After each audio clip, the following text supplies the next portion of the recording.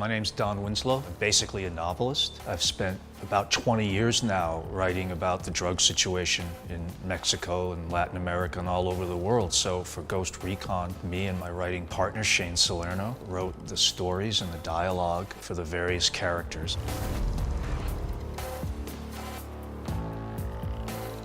When it comes to Don and Shane, we wanted them to do what they really know the best, is help us regarding the why. What if this story happened and why?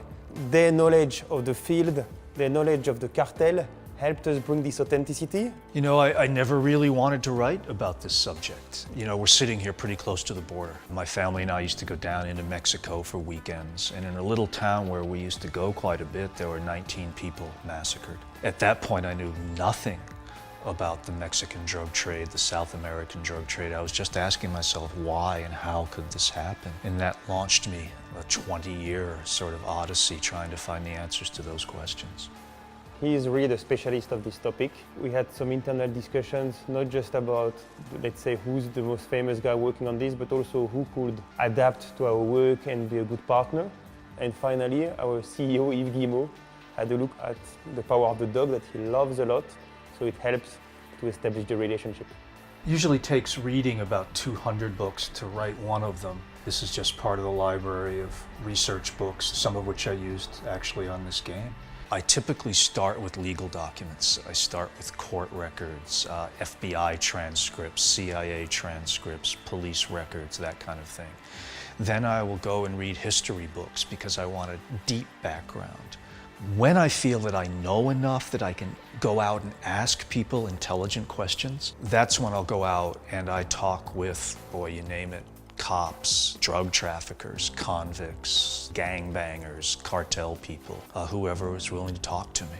The workflow was great. They've done books, they've done movies, TV series. They right away understood how to work with us. They were excited by the fact that games are interactive, so they took time to understand how the game is organized. And then we basically worked with Eric, our creative director, and Sam, our narrative director, and that's why now the result we have is a strong story, but also a strong gaming background.